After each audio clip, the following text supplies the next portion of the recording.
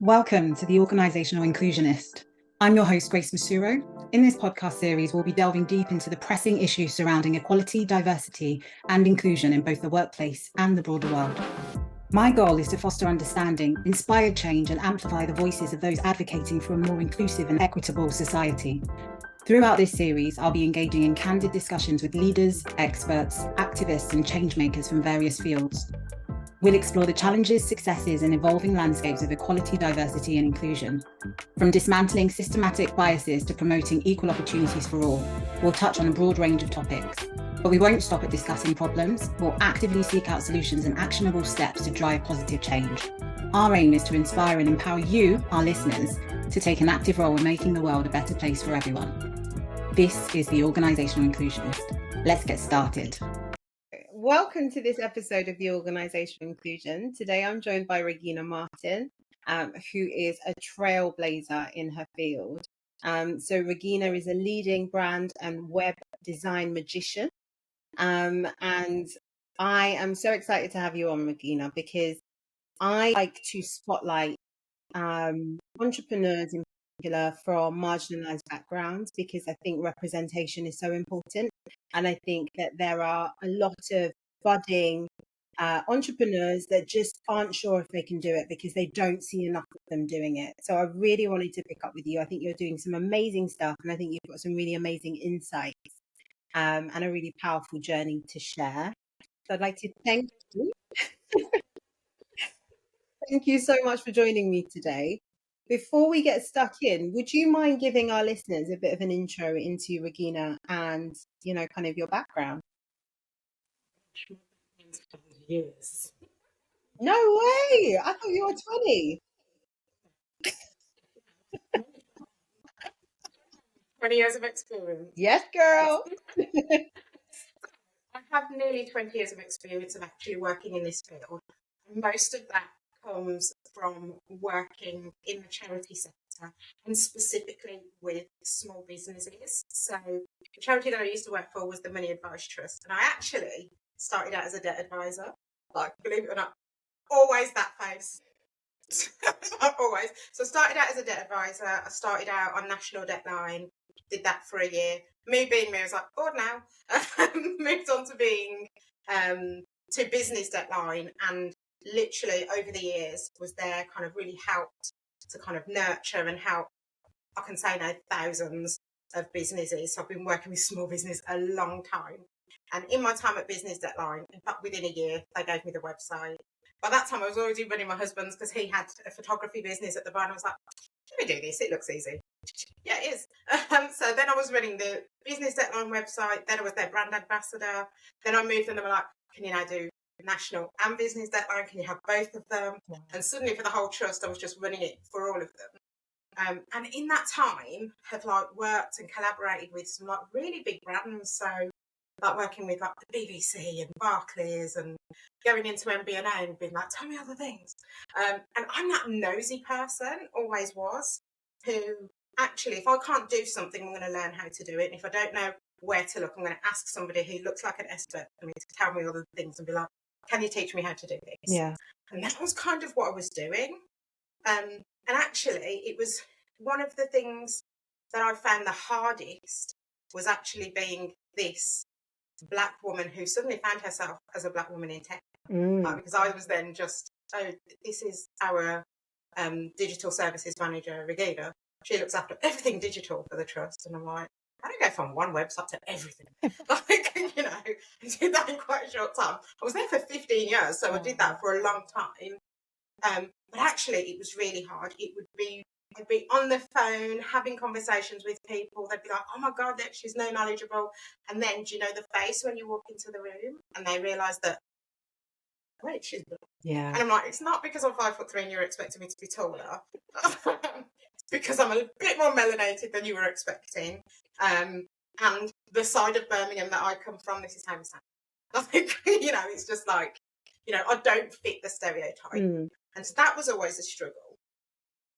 And another struggle that I always kind of had was really being able to allow myself to shine, because I feel that as kind of Black women, we're not allowed that level of audacity. Mm. I mean, in general, we're not allowed the level of audacity as women, but as Black women, like, even less. Yeah. You're allowed even less audacity. You can't walk into a room and say, I am actually really good at what I do. Yeah. And I remember having a conversation with, at the time, he was like the guy who ran our whole department, and always waited until he was drunk to tell us how good we were at our jobs. He was like, you are so good at your jobs, you're brilliant, you know, you're the reason we've done this, this, this, this, and this. And instead of fawning like everyone else did, I went, I know. And he went, all right, love. And that was the moment when I thought, you actually can't take that I know how good I am. You can't take that I know my value, which means that you don't actually value me. And that was the point at which I thought, I need to just do this for myself. And because I'd worked so hard to help small businesses, I thought, well, actually, I could go out in corporate, I could go out and do corporate. But I love working with small businesses. And one of the things that I recognised the most was that, having worked so closely with business deadline, the businesses that struggle the most are ours. Yeah. It's us, it's Black women. It's women, but it's Black women. We're the ones who struggle the most because we don't have the networks, we don't have the connection, we don't always have the generational wealth to actually be able to do the things. So I came into this thinking, I'm actually quite fortunate in where I've worked. Birmingham is the most diverse city in Europe. So, like, you know, we're doing our age. We're doing okay. I'm really quite fortunate with the companies and the people and the connections that I've made. How can I actually impart that knowledge to help my people rise? Yeah. Like, if it's good enough for the BBC, it's good enough for you, even if you've only got a little hairdressing business. Yeah, absolutely. Like, do the things. Absolutely. It worked for them. And that's essentially where my experience come from, in a long way. I love that. To getting there. I love that. I think something that you said that was so powerful is that as Black women, we're not necessarily prone to or comfortable with shining and like standing out. And I know that, like, for me, I'm 5'9", so it's really hard to miss me.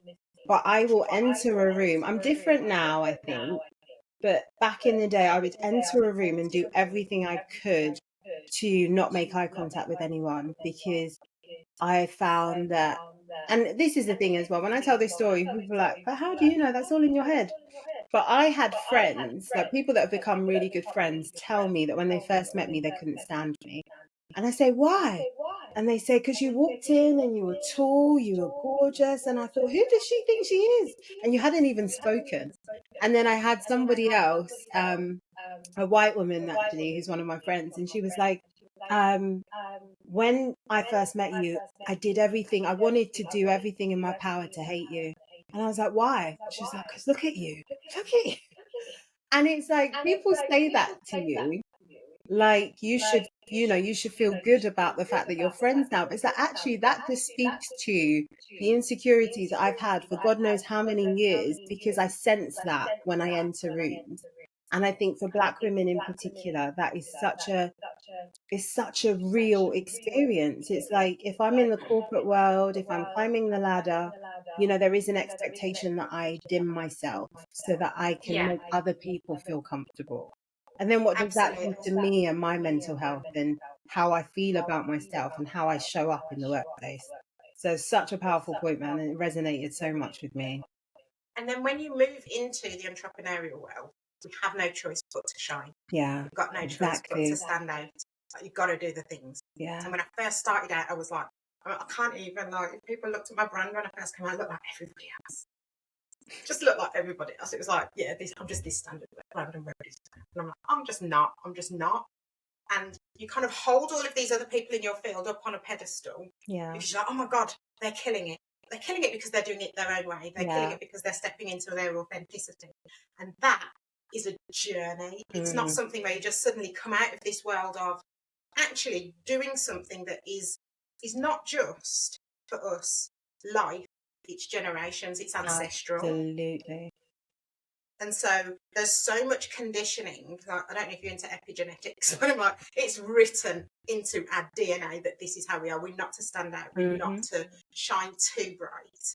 And then now we're in a situation and we're in an era where actually that's essential for you to be able to have a thriving business, for you to be able to differentiate yourself from the perceived competition. Yeah. So you've got to stand out and bright in what it is that you do, because whatever you're choosing, unless you've invented it, there's going to be 10,000 other people who are doing something similar. So why should they choose you? Not because you're hiding in the corner saying, oh, please. Exactly. Do you want to come over here? It's because actually they want the statuesque grace. They want the person who's going to tell them how it is. They want the person who's maybe going to make them feel that little bit uncomfortable, even if it does mean that they're going to be successful at the end of it. And your way of doing that is actually what's going to be attractive to them. Yeah, That's exactly. hard to break out of, man. So hard. I literally... And I grew up and all I was ever told was keep your head down, don't make too much noise, don't get too much attention.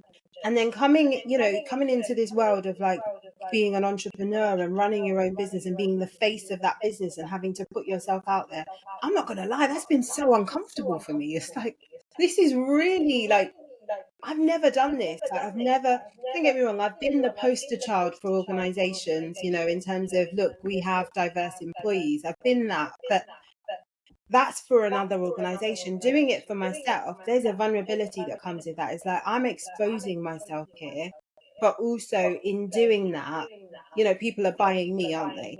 And I think that is a massive adjustment for Black women in industry, like in business, that run their own businesses, is appreciating that actually in order to shine, we need to step out. I think what you said is so true and so powerful. And it's balancing the message between, and it's an internal message that all the conversations that I hear a lot of, we are either too much or not enough. You're either too enough or you're just not enough. Which is it now? I step into the too enough because I'm just like, I have been told that my whole life. Everything is too. You're too loud. You think you're too clever. You think you're too this. And I'm like, yeah. I used to get told I think I'm too nice all the time. Again, before I've even spoken. And then I got to a point where I was like, no, you think I'm too nice, but I agree.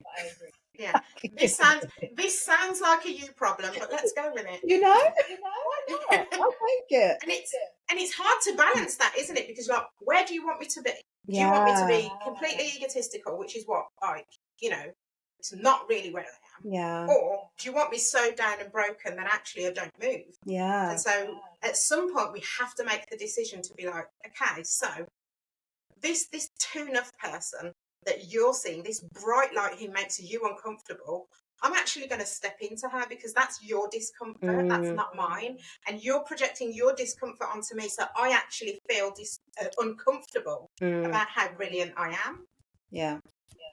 I had one of my coaching clients I was speaking to the other day, and we were talking to them about, they said something along the lines of, I don't want to go out there and, think I'm the shit and people think I'm the shit. And I'm like, well, you can actually think you're the shit and not shit on other people. Yeah. You can actually do that. You can bring people with you. That's fine. But actually, it's your confidence and it's that real deep knowing of self that actually is going to get you to succeed. Definitely. Because there are people out there doing what you do with not even the slightest bit of experience, not even the slightest qualification. And doing it with chest. Whole chest, no chest. They're just doing it. And just like, how are you pulling seven figures? And I know you ain't doing half the work. Half the work.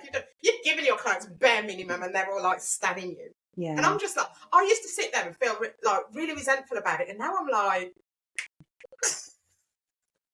credit to you. Let me have some of that. Let me charge more for how much I am doing. Oh my gosh. So true. What would you say some of your challenges have been as a Black female entrepreneur in your field? Being the Black female entrepreneur in my field is the biggest challenge. But one of the things I had to make peace with, and actually at the very beginning, Because as I said, like we've just discussed this, haven't we? We've seen people who are in our field and they will go out, they don't look like us, you know, of not the melanated variety, go out there and they will be killing it. And within the first few weeks, they're like 10 cards, and now I've got a waiting list and all of this stuff. And one of the things that I had to really make peace with is that there are whole groups of people. There's a whole group of people who will not hire me because of this. Yeah. Make peace with it. That's the world. Yeah. That's it. But there are so many people who will hire you regardless. Yeah. Okay. Regardless, based on you just being you. And so that's one of the things that I really absolutely had to make peace with, because that's something that can be quite soul crushing. We've, as a person of colour, we're like living here where we are not in the majority. You know, in Africa, different story. But like here, it's just harder for us. Yeah. It just is. Like conscious and unconscious bias is a thing.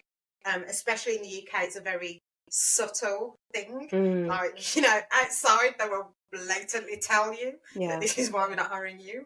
But actually here in the UK, it's like a swerve. It's I will eat up every single piece of information in your socials. And you can have someone who is studying you and is eating up every single piece of information, is in your inbox, asking you the questions, doing all of the things, but you're not good enough to hire.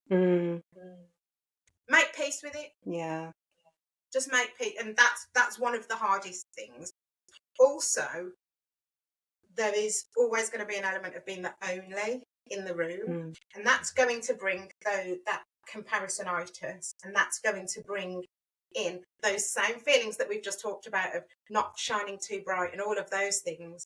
And you literally just have to kind of have a good word with yourself. I do, especially over the last year, I've done a lot of kind of in-person networking, and in-person networking in spaces that are predominantly white. Do find your safe spaces. They're not all safe. I tend to go to places where I have now friends who are in the industry, where actually I'm like, I actually feel really safe here. I feel like this is a place where she's here because she's brilliant. Do you know what I mean? It's one of those places. So you will find your time to kind of find those places, but networking is key in person and online, and it's going to take some time. It's hard to walk into a room and be the only and not know what reception you get. And one of the things I often say to people, like, if you are not white, if you are not black or of colour, and you're setting up networking, look around you. If we're not there, there's a problem. Yeah. Why are we not there? We're not safe. We don't feel safe. You are not safe for us. Yeah.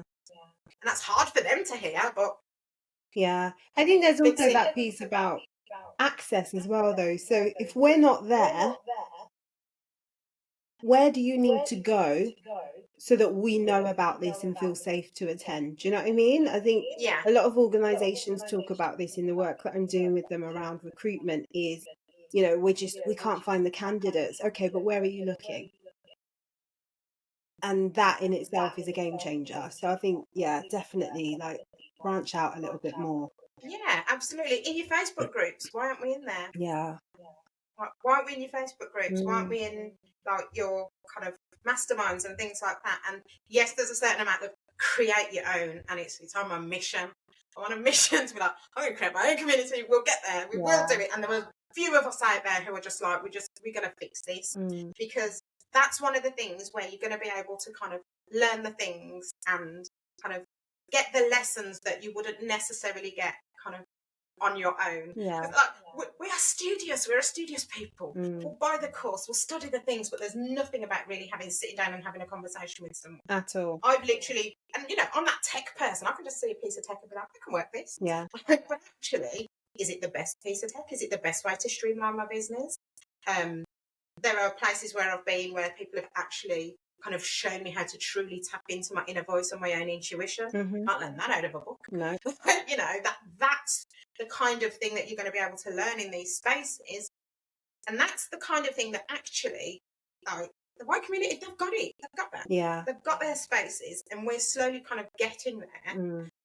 So it might just mean you just have to join theirs, or just create your own. Create your own community where actually people will learn the things. And I guess another thing is, and this is going to be a deep one, that I've learned is how much our people gatekeep.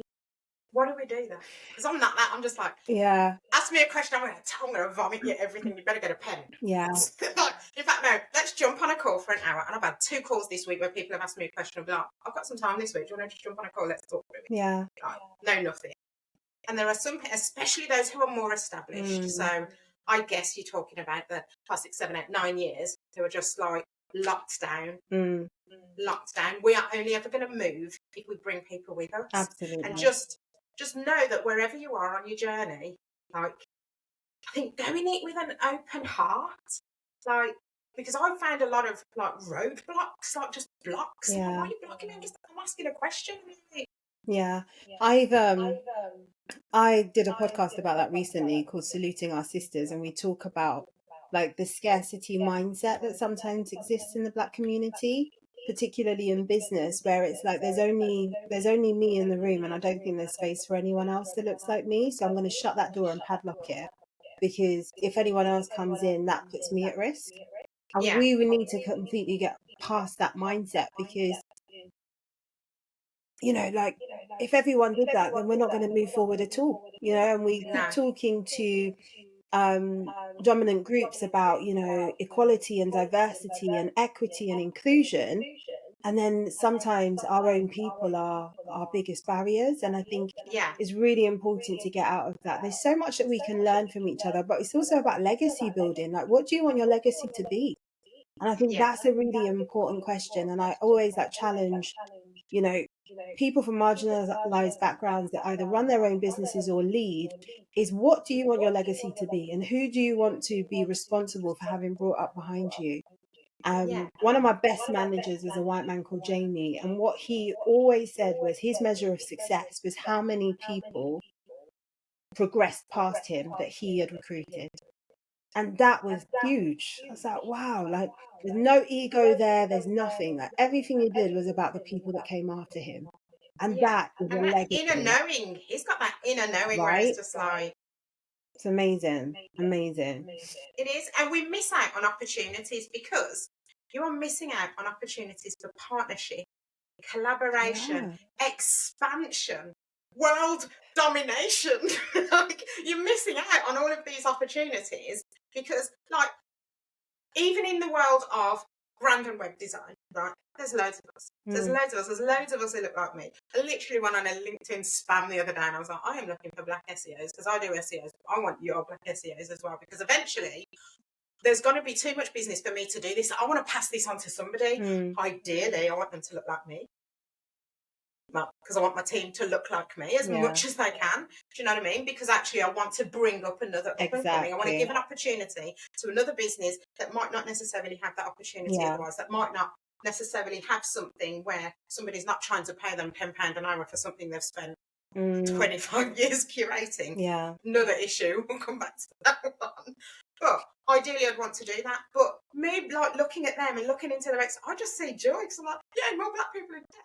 Like, I get a little bit excited. So do I. Like, I fangirl a lot of people. And some people, it's interesting as well, because I like regularly will post and I'll tag people that I've either just met or people that I admire. And it's always really interesting to see, like, if they engage with you. Because I'm not being funny, it's not happened to me yet. But the day someone tags me in a post and says, like, I really admire what you do, what? Thank you. Let's talk. The way they're getting a gift from me with my little Snoop hot stepping. For drinks, let's get to know each other. Yeah, we're best friends now. 100%. Like, I want my legacy to be, you know, people and women that I've supported to achieve their dreams. Like that would be an amazing legacy. But also the world that I leave behind for my daughter. Like, I'm not going to be here forever, and I want to know that I've done something to make it better for her. So that is cool. We've both got Black children who are setting out into the world. They don't have half the struggle that we have, but there's still struggle. There's still struggle out there for them. And one of the reasons for me actually mainly going down the route of self-employment was like, employment isn't going to get me the generational wealth that I'm looking for. And I need to use these skills and experience and show my babies that actually they can find something they love, and make hella cash out of it. Yeah. Whilst making the world a better place, Right. you can still make money and make a difference. You can still do that. But first we've got to make things better. We've got to make clearer paths. We've got to clear the pathways. Definitely. And the way we do that is by supporting each other. Exactly. And I get so excited. And I have a lot of meetings. I have a lot of people say, "Oh, can we meet?" And every single time when it's somebody who's like, who looks like me, somebody's like, I'm just like, oh, I'm excited. Tell me about. I want your life story. Tell me everything. Right. I think we learn so much from each other as well. And like, you know, being in, you know, I mentioned Jamie earlier. Like, I've been lucky. Like, I've had a couple of amazing like mentors and like supporters that haven't looked like me. And I think Yeah. that is so powerful as well. Is having that awareness that actually, do you know what? I have had some advantages.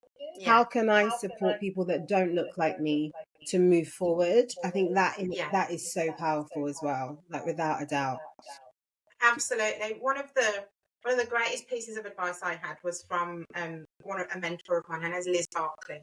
She's like a BBC broadcaster. I was doing a lot on kind of doing radio and BBC for the charity. I did everything. So I did that, and she actually gave me she did my media training. So she's like, if you're going to do interviews, this is what you wear, this is what you do, this is what you don't do. And she literally, the first thing she said to me was, the one thing that you will not do is not be yourself.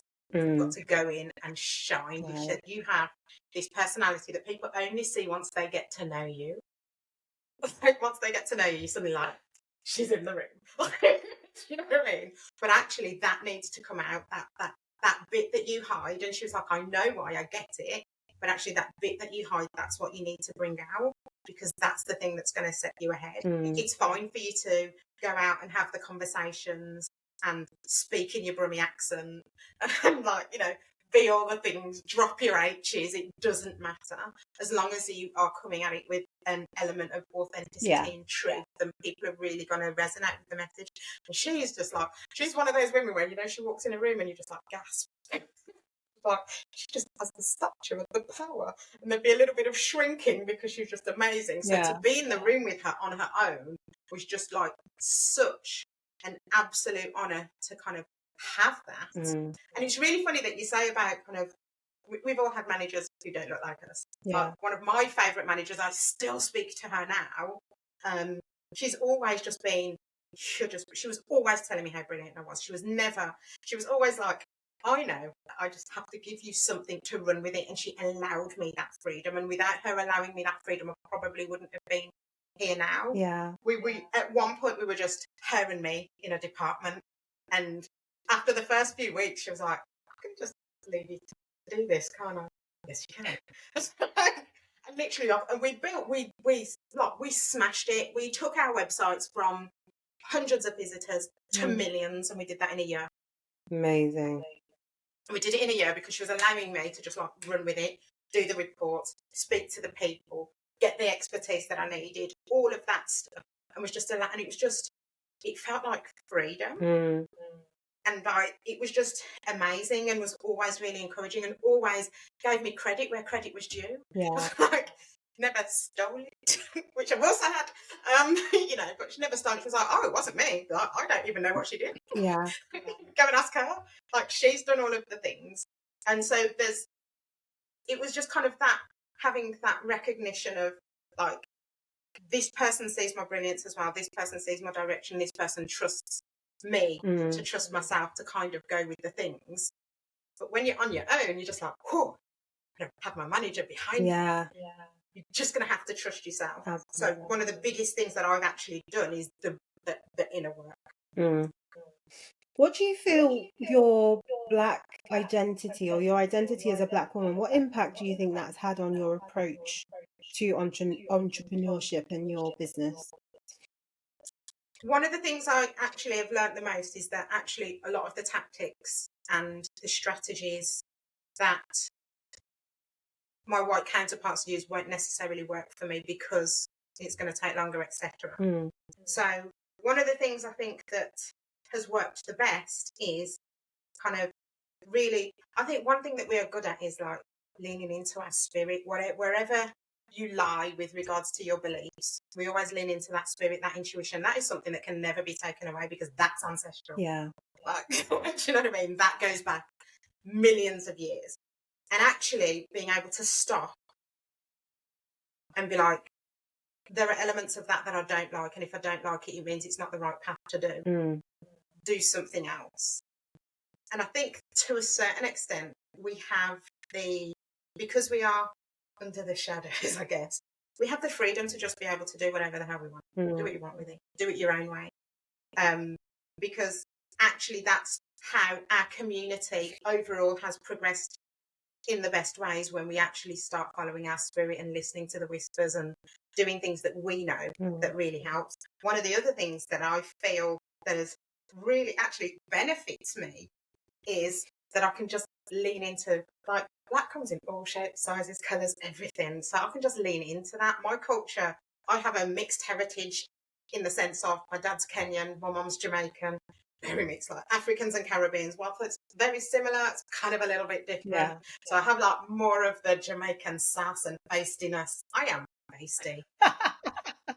Like, and I cannot control my facial expressions. Like, my clients just get this now. Like, they'll be talking to me, they're like, you do not like that, I do. And I'm like, not at all. Like, do you know what I mean? And actually being able to that, sometimes it kind of gives me a little bit more freedom to be kind of more open about what it is that I think and what it is that I feel. Because I'm just like, I'm just going to do the things. Like, I now have the freedom because to build this business in the way that I want to. Yeah. Now, who's watching? Yes, true. How do you measure success then? So what does success look like for you in your business? It always boils down to the money, obviously, because I'm like, I actually want to see some coming in, Yeah. so that helps. But also, do you know what? This is just so weird, but I measure my success by how many people who look like me know who I am. That's interesting. I've made it because our community love to hide. Yeah. Like, where are you? And so if I kind of go to a place and I've met somebody who's just like amazing, I measure it by the people that I'm meeting along the way. Yeah. Like, I had an amazing conversation with a lady in Ghana today, and I'm like, she's in Ghana, she's a politician, and I'm like, would I ever have had this conversation otherwise? And I'm like, look at me speaking to a woman in Ghana, and she's amazing. So I often measure it by these people that I meet. So I'm so inspired by the people that I meet. Like, when we first met, I was like, we go to my husband, I met this one called Grace. And oh my God. So that's how I measure my success. Is like, who are the people that I'm meeting along the way? And when those people, when our values align, that's how I know my messaging's right. Yeah. So my messaging's right because I'm getting the right people in, because we're having conversations and there's not an ego or a barrier or a Yeah. So the right people are actually coming in, even if it's just for a conversation, because they don't always necessarily, it's not always, oh, I want to work with you. It's, I just want to know more. Sometimes it's just, for some reason, I really feel like I want to get to know you. I'm like, that's good, because I'm that kind of person. I'm like, I could do with friends. It's so true. But it is about the people who I have around me. They're my success. I love that. They're my people who will tell me when I'm chatting rubbish. They're the people who will be like, this is just the most amazing idea, and if you don't run with it, I'm gonna. Yeah. Do you know what I mean? That's my success, because it makes me, it is about the village. It's knowing that you have a village of people around you who are on very similar missions, who have very similar values. That's really how you're going to expand. Absolutely. What would your advice be to anyone thinking about, anyone that looks like you or us, or is from a marginalised background that is thinking about starting their own business? One, do it. Stop thinking.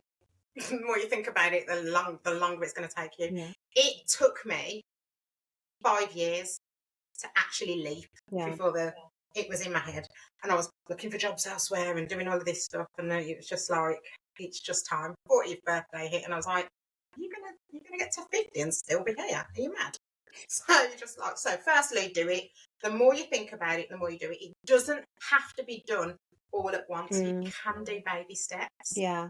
Like, don't look at that person's trajectory and think they're way ahead of me because they're on a different path. Slay your own lane. Get a mentor. Yeah. Preferably one that looks like you. Yeah. I say And get if one of each. not, get one who gets it. Yeah, I say get one of each. Yeah, get one who gets Yeah, it and get one that looks like you. I think there's something about absolutely. having a mentor that looks like you, for having those really honest conversations about the Yeah, struggles, about the pain, about the, the kind of shut doors, and just when things haven't gone well and why they've yeah, not gone well. You can sometimes have those honest conversations, but also get from someone how they overcame that. yeah, So powerful. absolutely. But also, my first mentor was a lady who didn't look like me. Like, oh, amazing. Still love her now. Will still stand her. I will send anybody who actually leans more into their spirituality and needs a spiritual business coach. She's your girl. Mm, She's amazing. But also, she just got it. And when I looked in and I looked at her community, my people were there. yeah, So I'm just like, that's fine. So actually look at their community and see that if your people are there, then actually, yeah, you're doing okay. But actually, she taught me so many lessons about trusting myself, mm, about trusting my skills, trusting my experience, not necessarily feeling I have to go and get a degree in something before I can release it into kind of my products and services. It's like, how on earth after 15 years are you saying, oh, I better go and get qualified for this when you taught yourself to code? yeah, I'm like, oh, yeah. Stuff like that. So, and actually really having somebody, if you do have a mentor, and I will stress this, make sure that they're at least 10 steps ahead of where you are. mm, Because if you have a mentor that isn't even anywhere near where you want to be, then they probably don't have the right steps for you. yeah, But actually, I would also say, and maybe after maybe a year or so, because I think you at least need to spend a year with somebody when you're first starting out, also allow yourself time to think about what you want to do. mm, Because your mentor's way is what's worked for them, and maybe what's worked for others, and it may not be what works for you. yeah, So really feel into, once all the excitement and everything has passed on, really feel into, does this feel right for me? Because there are things where I've felt pressured, and it's pressure I put on myself. mm, Like, it's not like, you must do this. That's not right. It's not the right kind of mentor, but where I've kind of put pressure on myself to kind of do things and get things and make milestones and do these things, and you've done things in your business, I'm like, this doesn't work. It's not working. And it's not yeah, working because it wasn't right. It's not me. exactly. No, absolutely, absolutely. And then for anyone that's thinking, I don't know how to do it, what would you say? Drop me a DM. Started. Yes, love it. Absolutely love it. I'll just answer the questions. I'll send you an epic brummy voice note. Like, honestly, find somebody, find a community, do the Googling, do the things, join the groups, even if you're not yet an entrepreneur. I was in Start Your Business or business groups before I was even had a business. Yeah, Like, be in the groups, watch the messages, look through the things. And if you're still not sure, find people who feel open and receptive to answers. yeah, Whereas me, like, we'll answer the questions. Like, there are those of us out there who will help, who will kind of talk you through those things, who will help you, who will be a sounding board. I have people in my inbox all the time like, I'm going to do this. What do you think? I'll be like, what do you think? Does it feel right?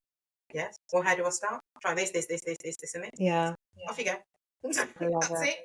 Love, love, love.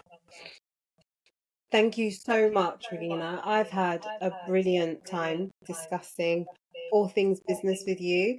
And I know our listeners are going to get a lot from this, especially for those that are like on the cusp of starting something and just keep talking themselves out of it. I think this has Stop been really cusping, do encouraging. it. Exactly. Just do it, man.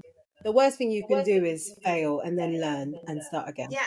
And if that don't work, set up another business. It'll work. Exactly. The biggest lesson I've learned, especially whilst I was at Business Deadline, is entrepreneurs can bounce back. I've had conversations with people about shutting down my limited company, I've got to do this, it's a family business, it's been 50 years, Within 2 weeks, they're like, oh yeah, I started up a new business. Yeah. I'm like, the bounce back ability is just amazing. So even if it doesn't work, learn what you found from Definitely. and impart it into the next Definitely. journey. And I think one of my biggest learnings as well has been that, like, most of the most successful entrepreneurs are probably on their 6th business. Like, they had loads of businesses before that failed. You just don't hear about those. And it's worth understanding and learning people's stories, because I think sometimes we see the success and don't necessarily understand the journey it took to get there. And actually, that's the key thing. It's like and often it's a perceived success. There's this whole thing about, I want to be a 6-figure earner, I want to be a 7-figure earner, I want to be a da-da-da-da. And actually, for me, I'm chasing peace. I'm chasing peace. I'm chasing going to bed, and there's not a million things in my head. Yeah. And how do I get there? I build out a team, and I have to expand. Yeah. And I have to do all of these things. So actually think about what it is that you're really chasing. Because at first it's going to be clients and money and da-da-da-da. And eventually when that starts coming in and you start thinking, oh my God, people actually want this. Yeah. Then start thinking, what's the next thing? What's the next thing that I'm going to be chasing? You know, there's this whole trend at the moment of having like a word for the year. And I'm like, well, it was peace last year. It's still peace. Like, I still want to chase peace. I still want to feel peaceful. I still want ease. Yeah. You know, I still want to be able to kind of hand something over that in generations people are going to be like, she's the one who did it. Yeah. This is where our family were before, and she's the one who did it now. So it's just like, just know what you're chasing, have that big picture, and take your time getting there. It's not a race. Absolutely. Regina, thank you so much. It's been brilliant. You're so welcome. I've loved this conversation. Me too. I just loved it. I hope everyone else has. Enjoy. This podcast is brought to you by Acquaintance Consulting. We'd love it if you could take a minute at the end of this podcast to follow, subscribe, whichever is easier or available for you on the platform that you're listening to us on. We're really keen to grow this channel and really impact equality, diversity and inclusion across the world. And with your support, we can do just that.